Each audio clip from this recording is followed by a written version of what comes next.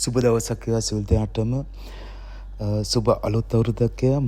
අද දවසේ මම ඔයගොල්ලන්ට කියන වීඩියෝ එක තමයි ඔයගොල්ලෝ ගොඩක් මගේ වීඩියෝස් වලට කමෙන්ට් කරලා අහලා තිබ්බ දෙයක් තමයි යටිතල පහසුකම් සංවර්ධනය පිළිබඳ වීඩියෝ එකක් කරන්න. ඒ සඳහා ඉන්න අයට දැනගන්න ඕන දේවල් ඒ පිළිබඳ වීඩියෝ ටිකක් ඉදිරිපත් කරන්න කියලා.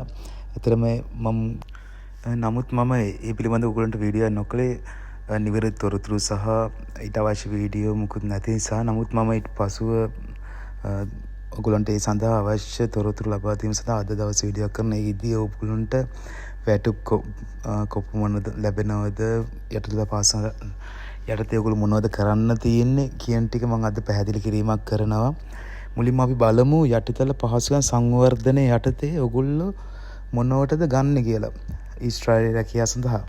වීඩියෝ එකට කලින් මම පුංචි ඉල්ලීමක් කරනවා මගේ වීඩියෝස් දිගටම බලන්න. ඒ වගේම තමයි මොන හරි ප්‍රශ්න ගැටලු තියෙනවා ඔයගොල්ලෝ ඉදිරිපත් කරන කමෙන්ට් සෙක්ෂන් එකේ ඔයගොල්ලන්ට කොහොම හරි ඉඩ කඩ ලැබුණු මොහොතේ ඔයගොල්ලන්ට මම ඒ සඳහා වීඩියෝ එකක් කරන්න බලාපොරොත්තු වෙනවා. එහෙනම් අපි යමු වීඩියෝ එකට. අපි මුලින්ම බලමු යටිතල පහසුකම් කියන්නේ මොනවද කියලා. මේ යටිතල පහසුකම් යටතට වැටෙන අංශ කීපයක් තියෙන එකක් තමයි මහා මාර්ග. මහා මාර්ග සංවර්ධන කටයුතු, මහා මාර්ග අලුත් වැටයා කටයුතු, දුම්රිය මාර්ග අලුත් වැටයා කටයුතු, සංවර්ධන කටයුතු සහ ඉදිකිරීම් කටයුතු, ඒ වගේම ජල ප්‍රවාහන පද්ධති නිර්මාණය කිරීම සහ නඩත්තු කිරීම පවත්වාගෙන යාම. එතකොට ඒ වගේ තමයි සාමාන්‍ය සේවා සැපයීම. ඒ කියන්නේ සාමාන්‍ය පොදු සේවා සැපයීම කියන්නේ ඔයගොල්ලෝ ඒ නඩත්තු කිරීම පවත්වාගෙන යාම සේවා කටයුතු සඳහාත් ඔයගොල්ලෝ ලබා ගැනීමක් කරනවා. මේදී දැන්ටමත් අපිට ඒ සඳහා අපේ කට්ටිය වැඩවල නීති වෙලා ඉන්න ඒ සඳහා අරගෙන තියෙන්නේ කන්ස්ට්‍රක්ෂන් ෆීල්ඩ් එකට වැඩ කරන අය තමයි. ඒ සඳහා දැන්ටමත් වැඩ කටයුතු වල නිරත වෙන්න ඔයගොල්ලන්ට ඒක ඒගොල්ලෝ විශේෂ කරලා දැන් ගන්නවා යටිතල පහසුකම් කියලා. මෙහිදී අපි ගත්තොත් මේ කන්ස්ට්‍රක්ෂන් ෆීල්ඩ් එකේම එක කොටසක් විදිහට තමයි අරගෙන තියෙන්නේ. එතකොට මේ අලුතෙන් ගන්න ඒ කන්ස්ට්‍රක්ෂන් වල එක කොටසක් විදිහට ඔයගොල්ලන්ට සමහර විට මේ ඔයගොල්ලන්ට කන්ස්ට්‍රක්ෂන් වල අනිත් කටයුතු වල මාරු වීම හැකියාවක් තියෙනවා. නමුත් මං හිතන විදිහට සහ දැන්ට වැඩ කරන අය කියන දේවල් එක බැලුවම ඇත්තටම කන්ස්ට්‍රක්ෂන් වලට වඩා ගොඩක් හොඳ අංශයක් මේදී වැට බොහෝ විට වැඩි. රාත්‍රී කාලයේ රැකී අවස්ථා තියෙන. ඒතකොට අමතර ගොඩක් කාලයක් වැඩ කරන්න පුළුවන්. මහා මාර්ග, දුම්රිය මාර්ග නඩත්තු කිරීම කටයුතු. එතකොට ඔය අපි ගත්ත පාරවල් කුණු අස් කිරීම වගේ දේවල් තියෙනවා. ඒ කියන්නේ කුණු අස් කරන කියන්නේ මැෂිනරි හරහා තමයි ගොඩක්ම දේවල් වෙන්නේ. එතකොට මහා මාර්ග ඉදී කිරීම, ඒ වගේම ඒවා සුද්ධ කිරීම, පවත්වාගෙන යාම, නඩත්තු කිරීම. ඔය දැන් ගත්තොත් දැනට අපේ කට්ටිය කරන දේවල් තමයි තියෙන දුම්රිය මාර්ගය ඉදිකිරීම වල නිරත වෙන එකක් තමයි දාලා තියෙන්නේ. ඒ වගේ දේවල් එවැනි දේවල් තමයි ඔයගලන්ට කරන්න තියෙන්නේ. ඒක අපි ගත්තොත් යටිතල පහසුකම් ප්‍රධාන කාණ්ඩ 6කට වෙන් කරලා තියෙනවා. පළවෙනි තමයි කැණීම් සහ බිම් සකස් කිරීම. ඒ කියන්නේ අපි ගත්තොත් දුම්රිය මාර්ග, මහා මාර්ග, ජල ප්‍රවාහන පද්ධති, එතකොට සංවේදන කටයුතු, ඒ වගේ දේවල් වල බිම් සකස් කිරීම, කැණීම් කටයුතු, ස්ක්වයර් වැඩ ඒව තමයි එක කොටසකට අයත් වෙන්නේ. ඒ වගේම දෙවන ශේෂය තමයි භූගත ස්තර සකස් කිරීම. ඒ කියන්නේ ජල ප්‍රවාහන පද්ධති, භූගත ජල ප්‍රවාහන පද්ධති, උමම් පද්ධති, එතකොට විදුලිය සංවේදනය, ඒ වගේ භූගත ස්තර සකස් කිරීමේ අංශය. ඒක තමයි භූගත ස්තර සකස් කිරීමේ අංශය විදියට තමයි ඔයගලන්ට ඊළඟ රැකියා කාණ්ඩ විදියට ලැබෙන්නේ. ඊළඟ අංශය විදියට අපි ගන්නේ නඩත්තු කිරීම සහ වැඩි දියුණු කිරීම. මෙහිදී සිදුවෙන්නේ අපි ගත ඒ මහා මාර්ග, දුම්රිය මාර්ග, එතකොට ජල ප්‍රවාහන පද්ධති නඩත්තු කිරීම. ඒ වගේම තමයි ඒවා වැඩි දියුණු කිරීම. ඒ අංශ සඳහා කම්කරුවන් ගැනීම තමයි සිදු වෙන්නේ. ශ්‍රී ලංකාවේ ගත්තොත් මහා මාර්ග සංවර්ධන අධිකාරිය, නාගරික සංවර්ධන අධිකාරිය වගේ ආයතන වලින් සිදුවන දේම තමයි මෙහිදීත් මේ ආයතන ඊශ්‍රායලයේදීත් ඒ ආයතන හරහා සිදුවෙන්නේ.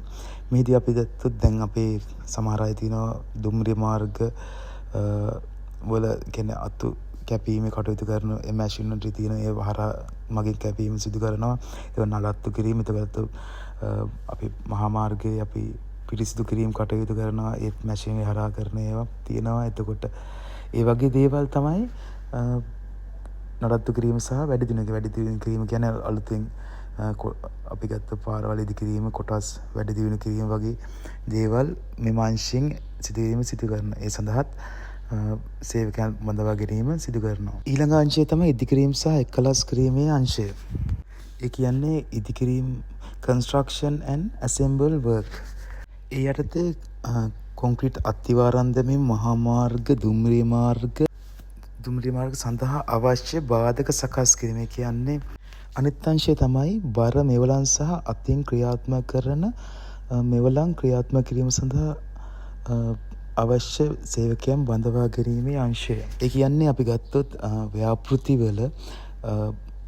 අවශ්‍යතාවය මත බර මෙවලම් ක්‍රියාත්මක කිරීම, ඒ කියන්නේ වගේම අතින් ක්‍රියාත්මක කර යන්ත්‍ර ක්‍රියාත්මක කිරීම සඳහා අවශ්‍ය සේවකයන් බඳවා ගැනීම සඳහා තිබෙන අංශය තමයි මෙම අංශය. අවසන් අංශය තමයි තත්ත්වය ආරක්ෂාව සහතික කිරීමේ අංශය. ඒ කියන්නේ quality and safety අංශය. මේ යටතේද ජල ප්‍රවාහන පද්ධතිය, බිම් ස්ථායීතාවය සහ ව්‍යුහය පෙළගැස්ම සහ තත්ත්ව ආරක්ෂාව පිළිබඳව අවශ්‍ය සේවකයන් බඳවා ගැනීම. ඒ කියන්නේ ඒ තත්ත්ව ආරක්ෂාව පිළිබඳව පරීක්ෂණ කිරීම සඳහා සහාය වීම සඳහා සේවකයන් බඳවීම, කම්කරුවන් බඳවා ගැනීම තමයි මේ යටතේ සිදු වෙන්නේ. උදාහරණයක් ගත්තොත් අපි ජල ප්‍රවාහන පද්ධතියේ තත්ත්වයේ ක්වොලිටි එක පිළිබඳව පරීක්ෂණ පැවැත්වීම. දැන් ගොඩක් වෙලාවට ගත්තොත් මෙහි ජල ප්‍රවාහන පද්ධතිය වෙන්නේ මූදු ජලයෙන් තමයි පානීය ජලය පහසුකම් සැපයීම සිදු වෙන්නේ. එතකොට ඒවයි තත්ත්වයේ ක්වොලිටි පරීක්ෂා කිරීම සඳහා පහසුකම් සැපයීම සහාය දැක්වීම සඳහා අවශ්‍ය අය බඳවා ගැනීම තමයි සිදු වෙන්නේ. ඒ වගේ අංශ සඳහා තමයි බඳවා ගැනීම සිදු වෙන්නේ. ඒ වගේම කියන්න ඕගොල්ලෝ එන්නේ කර්මාන්තශාලාවල රැකියාව සඳහා නෙවෙයි. ඒ කියන්නේ අපි ගත්ත කන්ස්ට්‍රක්ෂන් ආපු අයට කර්මාන්තශාලාව ඇතුලේ කම්බි නවන වගේ වැඩවල් සඳහා ගැනීම සිදු වෙනවා. නමුත් ඕගොල්ලෝ එන්නේ කෙලින්ම යටිදල පස්සේ කියන්නේ එළිය වැඩ. මහා මාර්ග, දුම්රිය මාර්ග, ජල ප්‍රවාහන පද්ධතිය කියන්නේ ඒ වගේ එළිය වැඩ සඳහා තමයි ඕගොල්ලෝ ගැනීම සිදු වෙන්නේ.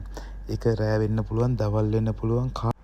ඒ වගේම තමයි ඔගොල්ලන්ට වැඩි කාලයක් වැඩ කිරීමට හැකියාව තියෙනවා. ඒක ඇත්තටම ඔගොල්ලන්ට ලොකු වාසියක්. මොකද රැය දවල් දෙකේ ඔගොල්ලෝ වැඩි පැය ගාණක් වැඩ කිරීමට හැකියාව ලැබීමෙන් ඔගොල්ලෝ වැඩි මුදලක්, ඒ කියන්නේ සාමාන්‍ය ලක්ෂ 8 ඉක්ම වූ පඩියක් අනිවාර්යෙන් ගන්න පුළුවන්. මොකද සාමාන්‍ය අපි පැය 12ක් වැඩ කරොත් දැනට තියෙන සැලරි එක අනුව ලක්ෂ 8කට විතර යන්න පුළුවන්. ඔගොල්ලෝ සාමාන්‍ය ඊට වඩා ඊළඟ දේ තමයි ඔගොල්ලන්ට එක ව්‍යාපෘතියක නෙවෙයි වැඩ කරන්න. කියන්නේ අපි ගත්තොත් සාමාන්‍ය බිල්ඩින් කන්ස්ට්‍රක්ෂන් වගේ නා එක බිල්ඩින් එකක් හදන්න ඔට අවුරුද්දක් විතර අවුරුද්දක් මාසයක් එක තැනක වැඩ කරන්න. නමුත් මෙම ඔගොල්ලෝ එන්න යටිදල පහසුකම් අංශයේදී ඔගොල්ලන්ට එක ව්‍යාපෘතියක නෙවෙයි ව්‍යාපෘති කිහිපයක ගණනාවක වැඩ කිරීමට සිදු වෙනවා. එතකොට ඔගොල්ලෝ ඊශ්‍රායල් වටේම සමහර විට ඔයගලන්ට ගිහිල්ලා එක අංශවල වැඩ කිරීමේ අවස්ථාවක් තියෙනවා. සමහර විට ඔයගලන් නඩත්තු කටයුතු වගේ සිදුවන තැනක ඔයගලන්ට අවස්ථාව ලැබුණොත් ඔයගලන් දිගටම ඒව කටයුතු සිදු කිරීමට හැකියාව තියෙනවා. ඔයගලන් දැන් ගත්තොත් අපි ලංකාවේ වුණත් ඔයගොල්ලෝ දන්නවා නාගර සංවර්ධන අධිකාරිය, එතකොට පරිසර අධිකාරිය වගේ මහා මාර්ග සංවර්ධන කටයුතු සිදු කරන ආයතන හරහා සිදු වෙනා වගේ තමයි මෙහිදී සිදු වෙන්නේ. කියන්නේ ඊට වඩා ගොඩක් පහසුයි. මං හිතන්නේ ඇත්තටම හැම දෙයකටම ගොඩක් යන්ත්‍ර සූත්‍ර භාවිතා කරනවා, ගොඩක් යන්ත්‍ර සූත්‍ර ක්‍රියාත්මක කිරීම වගේ දේවල් සඳහා තමයි ඔයගොල්ලෝ ගන්නෙ. ඒ නිසා ඔයගලන්ට ගොඩක් මහන්සි වෙන්න ලංකාවේම තරම් මහන්සි වෙන්න ඕනේ නැහැ. ඔයගලන්ට පහසුවෙන් කරන්න පුළුවන් පැය ගණනාව පැය වැඩ ගානක් වැඩ කරලා ඔයගලන්ට වැඩි සැලරි එකක් ලබා ගැනීම හැකියාව තියෙනවා. ඒ වගේම තමයි ඔයගලන්ට මේ වැඩ කිරීමේදී ඔයගොල්ලෝ හොඳින් වැඩ කරන සමාජයට ඇග්‍රීමන්ට් එකේම තියෙනවා ඔයගලන්ට 125ක් වැඩිපුර ලබා ගැනීම හැකියාවක් තියෙනවා. කියන්නේ ආයතනයේ හරහා අනිත් අයට වඩා 125ක් වැඩිපුර පඩියක් ලබා ගැනීම හැකියාවක් තියෙන. ඒ කාලයක් ඔයගොල්ලෝ මා අවුරුද්දකට වැඩ කරද්දි ඔයගොල්ලෝ සැලරි ඒ විදිහට වැඩි වෙනවා. ඒ වගේම තමයි දැන් ගත්තොත් මේ අප්‍රේල් මාසයේ සිට ඔයගොල්ලෝ සැලරිය සාමාන්‍ය අවම වැටුප රුපියල් 80000 කට වැඩි වෙන. ඒ කියන්නේ සාමාන්‍ය වැටුපට වඩා දැන් අපි ගන්න වැටුපට වඩා වැඩි වැටුපක් ඔයගොල්ලන්ට ගන්න පුළුවන්. ඒකත් එක්ක ඔයගොල්ලන්ට ලොකු වාසියක් තියෙනවා. ඒක අනිවාර්යයෙන්ම ඔයගොල්ලෝ පැය 8 වැඩ කරත් ලක්ෂ 6කට වැඩිය ගන්න පුළුවන්. අනිවාර්යයෙන් ලක්ෂ 6කට වගේ යන්න පුළුවන්. ඒ වගේම ඔයගොල්ලෝ වැඩ ආයතනයේ වැඩ නැති වුණොත් අපි කියන ආයතනයේට ඔයගොල්ලන්ට ව්‍යාපෘතය හොයාගන්න බැරුණා කියලා. ඒතකොට ව්‍යාපෘතය හොයාගන්න බැරුව ඔයගොල්ලෝ බෝඩිමේ හිටියොත් ඒත් ඔයගොල්ලන්ට ලක්ෂ 6කට වගේ අනිවාර්යයෙන් යන්න පුළුවන්. මොකද අවම වැටුප 6200කට වගේ වෙලා තියෙනවා. කියන්නේ ෂෙකල් ගන්න. එතකොට ඔයගොල්ලෝ එක රේට් එක ගත්තොත් ෂෙකල් එකක් රුපියල් 80ක් විතර වෙන. එතකොට ගත්තොත් අපිට ලක්ෂ 5ක් 6ක් අතර ප්‍රමාණය අනිවාර්යෙන් ගන්න පුළුවන්. මාසයක් වැඩ නොකර හිටියත් ලක්ෂ 5කට වගේ වැටුපට අනිවාර්යෙන් යන්න පුළුවන්. අපි බලමු දැන් ඔයගොල්ලොන්ට මෙම රැකියාව සඳහා එහෙම සඳහා අවශ්‍ය අවම සුදුසුකම් මොනවද කියලා. අපි ගත්තොත් මේ සඳහා ඔයගොල්ලොන්ට ආයෝජන කරන්න පුළුවන් වයස අවුරුදු 25ත් 45ත් අතර කෙනෙක් නම් ඔයගොල්ලන්ට ආයෝජන කරන්න පුළුවන්. ඒ වගේම තමයි ඔයගොල්ලොන්ට වළංගු පාස්පෝර්ට් එකක් කියන්නේ ගමන් බලපත්‍රයක් තියෙන්න ඕන. ඒ වගේම තමයි ඔයගොල්ලෝ මීට කලින් ඊශ්‍රායල් රැකියාවට ඇවිල්ලා ආපහු ලංකාවට ගිහපු කෙනෙක් නොවිය යුතුයි. ඒ වගේ තමයි ඔයගොල්ලොන්ගේ ළඟම ඥාතියෙක් ඔයගොල්ලෝ මව පියා හෝ සහෝදරයෙක් වයිෆ් වෙන්න පුළුවන්. ඊශ්‍රායල් රැකියාවක නියුතු නොවිය යුතුයි. එසේ නියුතු වෙලා සිටිනම් එහුටත් මෙහි රැකියාව කිරීමට අවස්ථාවක් නැහැ. නමුත් ඔයගොල්ලෝ එහෙම එනවනම් අනිවාර්යයෙන් මේ පිළිබඳ විස්තර ඔයගොල්ලෝ දාන්න එපා. එහෙම දැම්මොත් තමයි ගොඩක් වෙලාවට එන්නේ. එහෙම චෙක් වෙන්නේ නැති වෙන්න අපි ගත්ත වයිෆ් ඔයගොල්ලෝ ගෙන්න ගැනීම බලාපොරොත්තුවක් තියෙනවා කෑගියෝ වගේ. ඔයගොල්ලෝ ඒගොල්ලන්ගේ විස්තර දාන්න එපා. ඒ වගේම තමයි ඔයගොල්ලෝ ඊළඟ තමයි ඊශ්‍රායලයේ තියෙන කාලගුණක වෙනස් වීම් වලට ගැළපෙන ආකාර රැකියාවේ නීති වීම හැකියාවක් තිය යුතුයි. ඒ කියන්නේ අපි ගත්තොත් සීත කාලේ සහ රස්න කාලේ කියලා දෙකක් තියෙන ඒ කාලවලට ඔයගොල්ලෝ අනුගත වෙලා වැඩ කර හැකි මනා ශාරීරික යෝග්‍යතාවයෙන් යුතු පුජ්‍යලෙක් විය යුතුයි. අනිත් සුදුසුකම තමයි ඔයාට පොලිස් නිෂ්කාශන වාර්තාව ලබා ගැනීම අනිවාර්ය වෙනවා. ඒ වගේම තමයි ඔයගොල්ලෝ මත්ද්‍රව්‍ය භාවිත සම්බන්ධයෙන් මත්ද්‍රව්‍ය භාවිතය අනිසි භාවිතය පිළිබඳ ඉතිහාසයක් නොමැති වීම. ඒ වගේම තමයි අපි ගත්තොත් අනිත් සුදුසුකම තමයි ඔයගොල්ලෝ මාස 6කට වඩා වැඩි කාලයක් ඔයගොල්ලෝ විදේශගත වෙලා සිටියා නම් ඒ විදේශගත වෙලා සිටින රටවල් වලින් පොලිස් නිෂ්කාශන වාර්තාවක් අනිවාර්ය වෙනවා. ඒ කියන්නේ ඔයගොල්ලෝ මාස 6ට වැඩියෙන් සිටියොත් පමණයි. ඊට වඩා අඩුවෙන් සිටියොත් ඔයගොල්ලන්ට ඒ නිෂ්කාශන වාර්තා අනිවාර්යයෙන් ඊට වඩා ඉන්න රටවල් ගන්න. ඒ කියන්නේ අපි රටවල් 5ක හිටියොත් ඒ පහේම මාස 6ට වඩා වැඩියෙන් ඉඳලා තියෙනවා නම් ඒ රටවල් වල නිෂ්කාශන වාර්තාවක් අනිවාර්ය වෙනවා. ඊළඟ සුදුසුකම් විදිහට තමයි සාමාන්‍ය වශයෙන් ඉංග්‍රීසි භාෂාව කතා කිරීම හැකියාවත් සුදුසුකම් විදිහට සලකනවා. ඒ කියන්නේ මොකද ඔයගොල්ලෝ ප්‍රශ්න ගැටලු එනවා රැකියාව කිරීමේදී ඔයගොල්ලොන්ට අවශ්‍ය ප්‍රශ්න ගැටලු කතා කිරීමට සඳහා සාමාන්‍ය ඉංග්‍රීසි භාෂාව කතා කරන හැකියාව අවශ්‍ය වෙනවා. ඔයගොල්ලන්ට අපි කියමු ආයතනයෙන් සම කතා කරන ඔයගොල්ලන් ට්‍රාන්ස්ලේටර් කෙනෙක් හම්බ වෙලා නමුත් ඔයගොල්ලෝ වැඩ කරන තැනදී ඔයගොල්ලන්ට සාමාන්‍යයෙන් කතා කිරීමේදී ඔයගොල්ලන්ට දේවල් හුවමාරු කර ගැනීම සඳහා ඉංග්‍රීසි භාෂාව පොඩි හරි ප්‍රමාණයක් කතා කරන හැකියාව තිබීම වැදගත් වෙනවා. ඒ වගේම තමයි ඊශ්‍රායල ජන හා සංඛ්‍යාලේඛන දෙපාර්තමේන්තුවෙන් බලාපොරොත්තු වෙන නියමයන් තියෙනවා. ඒ ටික සපුරාලිය යුතුයි. ඒ කියන්නේ අපි ගත්තොත් කලින් තිබ්බා ලොතරැයි ක්‍රමවේදයක් තිබ්බා. ඒ ලොතරැයි ක්‍රමවේදය සමත් විය යුතුයි. නමුත් දැන් ඒක ඉල්ලලා නැහැ. ඊට අමතර මොනවා හරි තියෙන දේවල් සපුරාලිය යුතුයි. උන් ඉල්ලන සුදුසුකම් සපුරාලිය යුතුයි කියලා තමයි දාලා තියෙන්නේ. ඔවුන් මාසික වැටුප සඳහන් කරන 1558ක් විදිහට. නමුත් ඒ කලින් නිකුත් කරද්දී තිබ්බ සැලරි එක තමයි දැනට මෙම අප්‍රේල් මාසයේ සිට මම මේක පඩියත කරන මාසයේ සිට ඒ වැඩිවීමක් කරන සාමාන්‍ය තව ඩොලර් 300ක් පමණ වැඩිවීමක් සිදු වෙනවා. එතකොට ඔයගලන්ට ඩොලර් 1800කට එහා වැටුපක් ඔයගලන් ලබා ගැනීම හැකියාව තියෙනවා. මේ සඳහන් කරන්නේ අවම වැටුප. ඒ කියන්නේ පැය 8ක වැටුප තමයි මේ සඳහන් කිරීම සිදුවෙන ඒගොල්ලෝ ඕනෑම තත්ත්වයකට ඔයගොල්ලෝ ලබාගත හැකි අවම වැටුප තමයි මේ සඳහන් කරන්නේ. ඒක පැය ගාන අනුව ඒගොල්ලෝ වැඩ කරන පැය ගාන අනුව OT ප්‍රමාණය අනුව වැඩිවීමක් සිදු වෙනවා. ඒ වගේම තමයි ඔයගොල්ලන්ට මාස 63ක්, ඒ කියන්නේ මාස 63ක් කාලයකට සඳහා තමයි අවුරුදු 5කට කාලයකට තමයි ඔයගොල්ලන්ට මෙම වීසා එක වැදීම සිදු වෙන්නේ. අර කිව්වා වගේම දැන් ඔය ඩොලර් 1558ක් කිව්වත් ඔයගොල්ලෝ 4,50,000ක් විතර මුදලක් ඔයගොල්ලන්ට ලබා ගන්න පුළුවන්. ඒතකොට මේ මාසයේ වැඩිවීම සමග ලක්ෂ 5කට 5,30,000ක් වගේ මුදලකට යන්න පුළුවන් ඔයගොල්ලෝ අවම වැටුප. ඊට පස්සේ ඔයගොල්ලන්ට OT එකතු වුණාම අනිවාර්යෙන් ලක්ෂ 8කට වඩා වැඩි මුදලක් OT සාමාන්‍ය පැය 4ක් විතර ඔයගොල්ලන්ට දවසට කරන්න පුළුවන්, පැය 12ක් කරත්. එතකොට ඔයගොල්ලෝ ලක්ෂ 8ක් ලක්ෂ 10කට වුණත් ඔයගොල්ලන්ට යන්න පුළුවන් ප්‍රමාණයක් තියෙනවා. දැනටත් අපි ගත්ත පැය 12 වැඩ කරන ලක්ෂ 8ක වගේ මුදලකට යනවා. ඒ කියන්නේ සියලුම අඩු වුණාට පස්සෙ.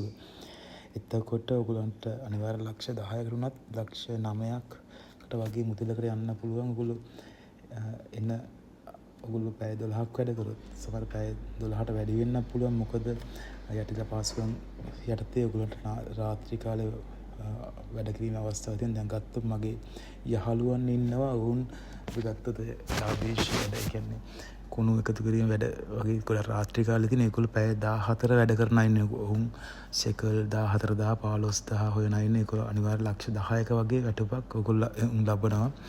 එතකොට අනිත් යටිතල පාසුකම් යටතේ ගන්න මහා මාර්ග සංවර්ධනය ඒවා ගොඩක් ඒවා රාත්‍රී කාලේ සිදුවෙන වැඩ තියෙන. ඒවැද්දී උන්ට වැටුප වැඩි වෙනවා. ඒක OT විදියට ලොකු වැටුපකට යන්න පුළුවන් හොඳ අවස්ථාවක් ඔයගොල්ලෝ ලැබිලා තියෙන. අනිවාර්යයෙන්ම ඔයගොල්ලෝ එන්න.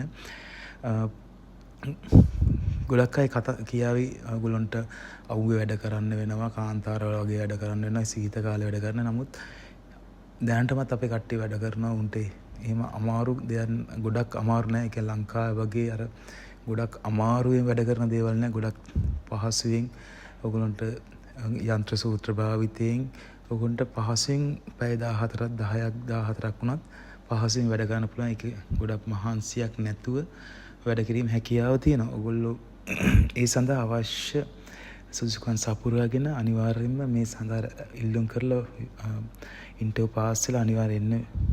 ඔයගොල්ලෝ ආවට පස්සේ ඔයගොල්ලන්ට අර දුක් විඳිනවා කියලා දැන් ගොඩක් අය කියනවා ඊශ්‍රායල් මැදපෙරේ රැකියාවලට ගිහිල්ලා දුක් විඳිනවා කාන්තාරවල. ඒ වගේ මානසිකත්වයෙන් කියන අය ඉන්න. ඒ කවදාවත් ආපු කෙනෙක් එහෙම කියන්නේ නැහැ. මොකද අපි ගත්තොත් ඔයගොල්ලෝ හොඳ කෑම ආහාර පාන හොඳ නවාතැන් පහසුකම්. එතකොට ඔයගොල්ලන්ට නිදහසේ නිවාඩු තියෙනවා. ඔයගොල්ලන්ට මාසේ නිවාඩුවක් දෙයක් 3ක් වුණත් යන්න පුළුවන්. එතකොට ඔයගොල්ලන්ට ඇවිදින්න යන්න පුළුවන්. ඔයාලා ට්‍රිප් යන්න පුළුවන්.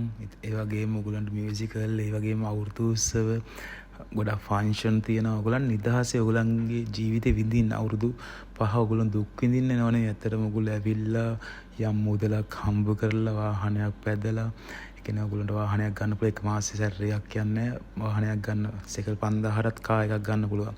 ඒ වගේ ඔයගොල්ලන්ට ඇවිල්ලා හොඳ ආහාර පාන අරගෙන හොඳ ජීවිතයක් ගත කරන ගමන් ඔයගොල්ලන්ට හොඳ වැටුපක් අරගෙන ඔයගොල්ලන්ගේ ජීවිතේ සාර්ථක කරගන්න පුළුවන් අවස්ථාවක් ඔයගොල්ලෝ මේ ළඟා කරගෙන තියෙන. ඔයගොල්ලෝ අනිවාර්යයෙන්ම එන්න. ඔයගොල්ලෝ කට්ටිය කියයි ඔයගොල්ලන්ට මෙහි ගිහලා දුක් විඳිනවා. ඔයගොල්ලන්ට පවුලෙන් එකම දේ තියෙන ඔයගොල්ලෝ පවුලෙන් අයින් වෙලා ඉන්න වෙන එක. ඒත් ඔයගොල්ලෝ ප්‍රශ්නයක් නැහැ. මොකද ඔයගොල්ලන්ට ඇවිල්ලා මාස 6කට පස්සේ වුණත් ලංකාවට යන්න පුළුවන්. අවුරුද්දේ යන්න පුළුවන්. අවුරුද්ද පාසේ යන්න පුළුවන්. වෙන රටක සවාරියක් යන්න උනත් පුළුවන්. අවුරුදු 2ක් විතර පහ වුණාට පස්සේ වෙන රටට ගිහිල්ලා ඇවිදලා එන්න පුළුවන්. ඒක ගොඩක් පහසුකම් තියෙනවා. ඒක වගේම තමයි අනිත් දැන් අපි ගත්තොත් මැදපෙරේ රටවල් වගේ සේවකයන්ට පහසුකම් අඩු නැහැ. අනිවාර්යයෙන් මේ රටේ සේවකයන්ට ලොකු සැලකීමක් තියෙනවා. ඒ සඳහා හොඳ කම්කරු නීතියක් තියෙන. ඒ කම්කරු නීතියෙන් සේවකයාට ලොකු ආරක්ෂාවක් තියෙනවා. එයාගේ සැලරි එක ප්‍රශ්නයක් આવොත් ඒක निराකරණය කරගන්න ඉන්න තැන හොඳ නැත්නම් අපි ගත්තොත් ඔයගොල්ලෝ එන කම්පැනි හොඳ නැති වෙන්න පුළුවන්. ඒක අනිවාර්යයෙන්ම ඔයගොල්ලන්ට කම්පැනි මාරු වෙන්න පුළුවන්. ෆීබේක් එකට කම්ප්ලේන් කරලා ඔයගොල්ලන්ට මාරු වෙන්න පුළුවන්. ෆීබේකෙන් හරහා යන්නත් පුළුවන්. ඒ වගේම තමයි ඔයගොල්ලන්ට මතුවෙන ඕන ගැටලුව විසඳගන්න හැකියාව තියෙනවා. අපේ කට්ටිය ගොඩක් ඉන්නවා දැනටම. අපි ගත්ත මුලින් ආව කෙයා ගිවර්ස්ලා කුෂිකාර්ම ක්ෂේත්‍රයට ආවා. එතකොට කන්ස්ට්‍රක්ෂන් ආවා. එතකොට දැන් හොටෙල් ක්ෂේත්‍රයට අරන් තියෙනවා. ඊට පස්සේ දැන් යටිතල පාසක මේ හැම ක්ෂේත්‍රයකම හොඳ සැරයක් ගන්න පුළුවන් හැම ශිෂ්ට්‍රියකම. ඒ නිසා ඔයගොල්ලෝ බය වෙන්න එපා. අනිවාර්යයෙන්ම ඔයගොල්ලන්ට ඇවිල්ලා තමන්ගේ අරමුණු වලට යන්න, ඔයගොල්ලන්ට අවශ්‍ය පහසුකම්, ඔයගොල්ලන්ට අවශ්‍ය දේවල් දැනගන්න. ඔයගොල්ලෝ ලංකාවේ ඉන්නවා. ඔයගොල්ලන්ට ලංකාවේ ඉන්න වගේ හොඳ සැප පහසු ජීවිතයක් ගත කරන්න හැකියාව තියෙනවා මෙහි ආවොත්. අනිවාර්යයෙන් ඔයගොල්ලෝ උත්සාහය අතාරින්න එපා. අනිවාර්යයෙන් එකපාරක් හෝ දෙපාරක් තුන් පාරක් ඉන්ටර්ෆේස් කරලා හරි ඔයගොල්ලෝ තමන්ගේ අරමුණට යන්න. ඔයගොල්ලෝ ආවොත් ඔයගොල්ලන්ගේ අවුරුදු 5ක් ඔයගොල්ලෝ සැපවත් ජීවිතයක් ගත කරන ගමන් ඔයගොල්ලෝ පවුල, ඔයගොල්ලෝගේ පවුල සහ ඥාතීන්ට, ළමයිට හැමෝටම සැපවත් ජීවිතයක් ගත කිරීමට අවශ්‍ය මුදලක් ඔයගොල්ලන්ට අනිවාර්යෙන් ලක්ෂ 4ක් 5ක්වත් අනිවාර්යයෙන්ම ලංකාවට දාන්න පුළුවන්. දාලා ඔයගොල්ලන්ට අවශ්‍යතාවය ඉටු කරගන්න පුළුවන්. ඒ වගේම ඔයගොල්ලෝ සැපවත් ජීවිතයක් ගත කරන ගමන් මෙහි ඒ හැමදේම කරන්න පුළුවන්. අනිවාර්යයෙන්ම ඔයගොල්ලෝගේ අරමුණු සාර්ථක වෙලා හැමෝටම ශ්‍රී ලංකා ඉන්න හැමෝටම ඔයගොල්ලෝ බලාපොරොත්තු වෙන විදිහටම ඊශ්‍රායලයට ඇවිල්ලා රැකියාව නීති වෙන්න අවස්ථාව ලැබෙන්න කියලා ප්‍රාර්ථනා කරනවා. සුබ දවසක් කියලා. ඒ වගේම තමයි ඔයගොල්ලොන්ට මොනවා හරි ප්‍රශ්නයක් ගැටලුවක් තියෙනවා මැසේජ් එකක් දාන්න, කමෙන්ට් එකක් දාන්න. මම පුළුවන් වෙලාවට අනිවාර්යයෙන්ම ඔයගොල්ලොන්ට ඒ සඳහා රිප්ලයි එක කරන. ඒ වගේම තමයි මට කියන්න මතන හොඳ සෞඛ්‍ය ආරක්ෂණයක්, ඒ කියන්නේ ඔයගොල්ලෝ ඉන්ෂුරන්ස් එකක් තියෙනවා ලැබෙනවා. ඒකෙන් ඔයගොල්ලන් ගොඩක් දේවල් කවර් වෙනවා. ඒ කියන්නේ ඔයගොල්ලන්ට අසනීප කටයුතු ඒ සඳහා වුණත් ඔයගොල්ලෝ යම් අසනීපයක් කළා තිබ්බොත් ඒ දවසේ පැය 8ක වැටුප ලැබීමක් සිදු වෙනවා. ඒ වගේ ලොකු ආරක්ෂණයක් තියෙනවා. ඔයගොල්ලන් බය නැතුව අනිවාර්යෙන් එන්න. ගොඩක් අය කියයි කතන්දරද මම ඉද්දුනත් මටත් ගොඩක් අය කියලා කිව්වා මේම කාන්තාරයක් ගියන්න එපා. ගියාට පස්සේ ඔයගොල්ලන්ට ගොඩක් අමාරුයි. එහෙම ප්‍රශ්නයක් නැත්නම් දැන්ට ගොඩක් අය ඇවිල්ලා ඉතින් හොඳින් තමන්ගේ රාජකාරී කටයුතු කරමින් සාර්ථක ජීවත් වෙන හැමෝටම සුබ දවසක්. හැමෝගෙම ප්‍රාර්ථනා ඉටු වෙන්න කියලා ප්‍රාර්ථනා කරනවා.